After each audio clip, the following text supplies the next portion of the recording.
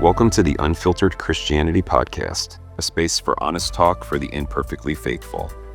We are two people from different walks of life that have one passion, our love and adoration for Jesus.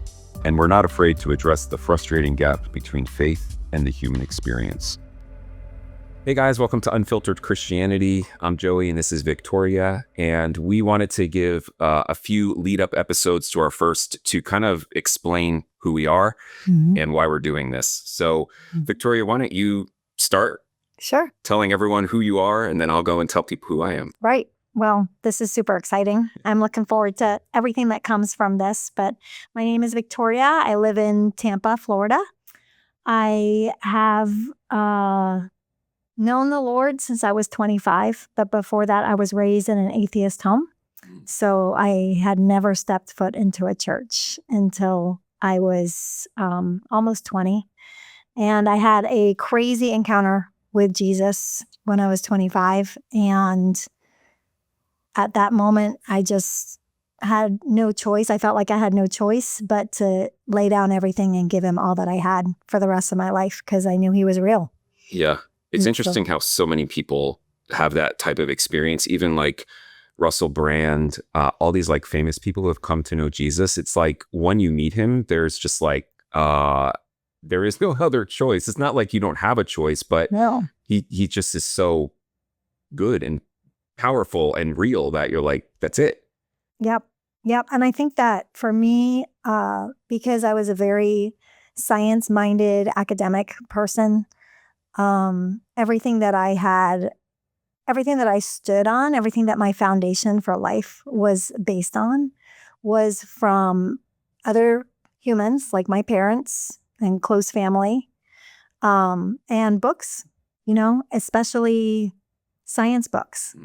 And so I think when I had that moment with the Lord, he knew that he had to meet me the way that he did because it could not be a human being telling me about him, and it could not be a book, even the Bible, that I was reading, because I had to know that that one book was more true than the hundreds of other books that I had already based the foundation of my life on. Yeah. And so, I mean, that reminds me of Saul to Paul. I mean, Saul was a Pharisee of Pharisees. He was killing Christians in the name of the book, of his religion. Yep. He thought he was defending the Jewish faith until he met Jesus. I felt sorry for Christians. I thought they were stupid. Yeah. I thought they were ignorant. I thought they ignored proof, scientific proof and truth. And so in my mind, I persecuted Christians for years, absolutely. And so when I had that encounter with the one, with Jesus, and he, in that moment, every question that I'd ever had, even questions I didn't know I had, were answered just by his presence. And there was this one statement that my soul heard. Like when we hear God, it's not with our ears, right? Most of the time. Like it reverberated in my whole being. Yeah. And it was just, I am. And at that time, I thought I am was just the answer to all of my questions, all of the doubt that I had, all of the confusion that I had. If the Bible was true, that all these other things that I had studied, got my biology degree based on were wrong. All the teachers I had listened to, my family, my parents were wrong. All of that was wrong. And so it was very confusing. And so that one moment, his presence and that one reverberating statement of I am, it just answered everything. And it was years later that I realized the significance of that statement. Wow. So I love that. Yeah. Incredible. Yeah. So, I mean, your family is originally from England. Yep. Right? Yep. So they're all British. I was born in London. I lived in an area called High Wycombe, which is just around Oxford, until I was 7. And then we moved over to the East Coast of Florida. And so got rid of your accent. I did. I practiced my American accent until I got it. I did the same thing. I'm from Jersey originally, and my Jersey accent was quite strong. And I went to school in Oklahoma, and I literally practiced getting rid of it because it was so offensive to people in the Midwest. Because, the Jersey accent comes with an attitude. So I had to practice to get rid of that. But I Isn't that funny how it does? yeah, Yep. yeah, Yep. And I didn't have, there was not really a lot of negative repercussions of my English accent, but I became like entertainment to people. Yeah. And I did not like, Attention. I didn't like the attention for that reason. Like that seemed like the wrong reason to have attention just because you sound different, So I did. I practiced how to say bath instead of bath. So Yeah. all of those. But there's one word that you still can't get rid of. And what is that? There is one word. Yep. It describes that furry gray animal with a, yes, squirrel. Squirrel. I love it. Yep. That stayed. I love it. Well, we have different stories, obviously, like everyone does. So I grew up in Jersey. My parents converted from Catholicism to Protestantism when I was probably 2 or 3. My dad, that was my mom did, and then my dad was a pretty strong agnostic, very cynical towards the faith or any faith really.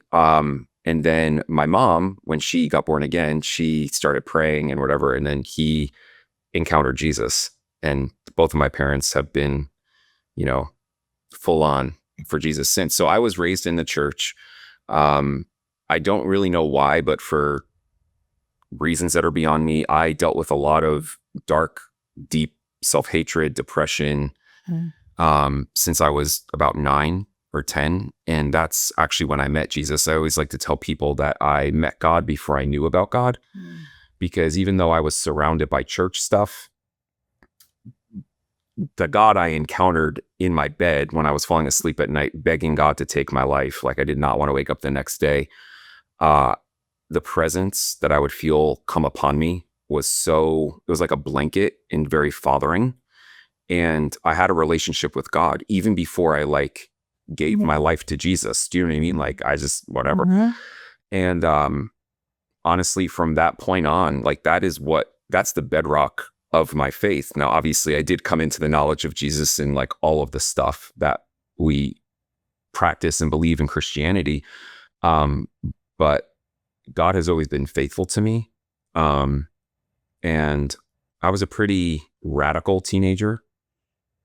I was a teenager in the 90s, and that's when youth Christian culture was at its max. So I did it all. See at the pole, purity culture, all that Christian youth stuff. And so, yeah, I had a lot of legalism though in my life. I was a zealot. So when we read about zealots in the New Testament, I would fit that. You know what I mean? I was very impassioned for God, but misdirected in a lot of ways. Yet the center of my heart was pure, but I was just, the way that I was led in what I grew up in led me into legalism. And so my journey has been one, especially in my 20s and 30s, of unraveling all of that legalism while maintaining my love for God and really going to him and asking him, what's what? I remember in my late 20s saying, this is when Would the Real Slim Shady Please Stand Up, that song was out. I remember in prayer saying, would the real Jesus please stand up? Because I had 7 different Jesuses in my head. I had the grace Jesus. I had the one that's going to, that's like a taskmaster. I had the one that, it was all these different versions of who he was. And so that has been the process of my life, is just constant refinement. And yeah, I've gone up and down, not so much in my belief or commitment to him, but I've had a lot of crap happen in my life. My adult life has had a lot of trauma. And so that has been interesting to navigate, which I'm sure will come up in this podcast at times. But so, yeah, I mean, we come from 2 different worlds. Yeah, completely. British girl coming over to America, growing up in Florida. Yep. Grew up in Jersey. I've always been into the arts, and I love pushing the limits. I like provocation, like being provoked. The things that have always changed me the most have been when people get in my face, not all the so. Right. And we're in different stages of life. We still have kids at home. Yes, I have 3 kids at home.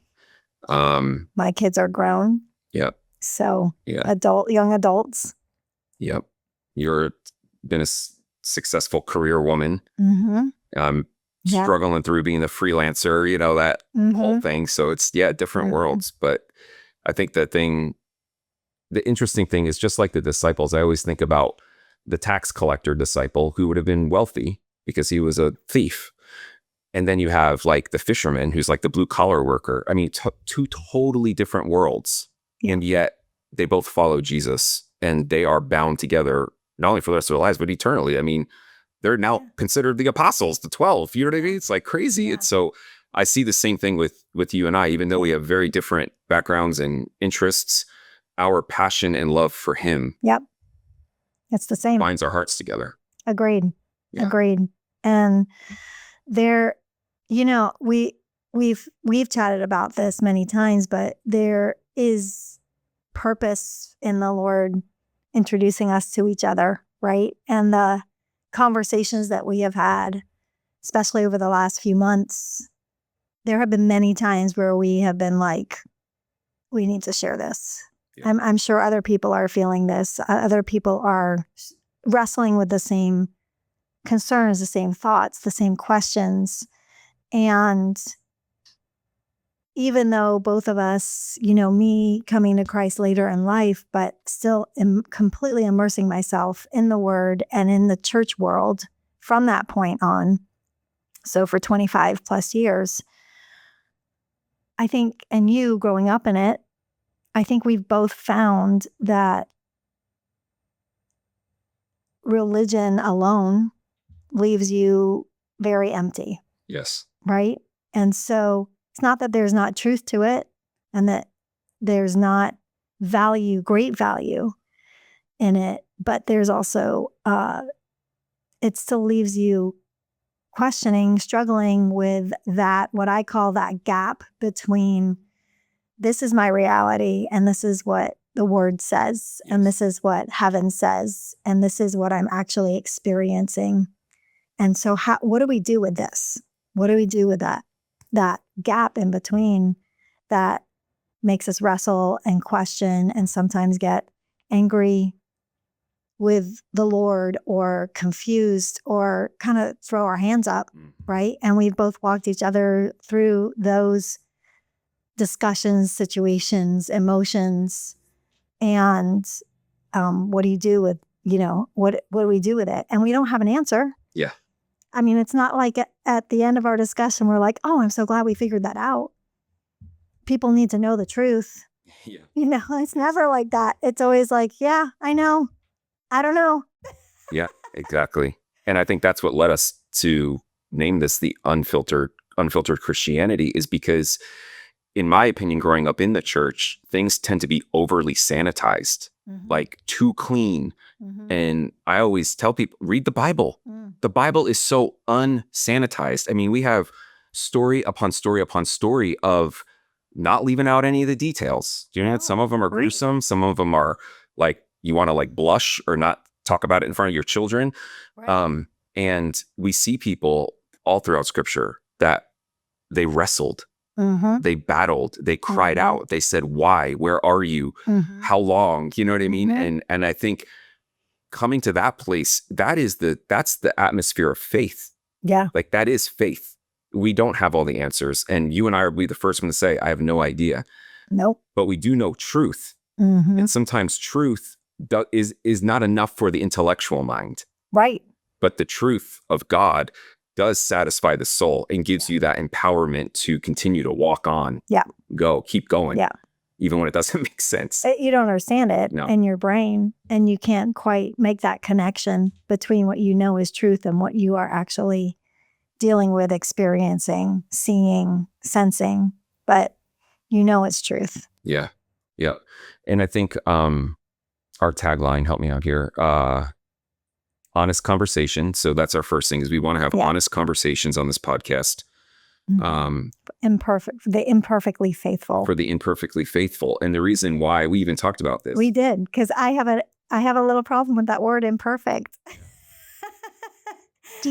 Yeah, well, I think that's just one of those words. I think we all have those words that create struggle, right? Because I embraced that word for many, many years. And then the Lord invited me into this greater understanding of the holiness and the sanctification and the, dare say, perfection that we receive from him when we accept him, because his blood cleanses us of all of that. And so you and I even talked about that, because I'm like, I don't know if I love that word imperfect, because you felt like it gives people almost like permission to embrace their imperfection. Like, God, this is just how I am. Or yeah, well, yeah. And like not fully understand.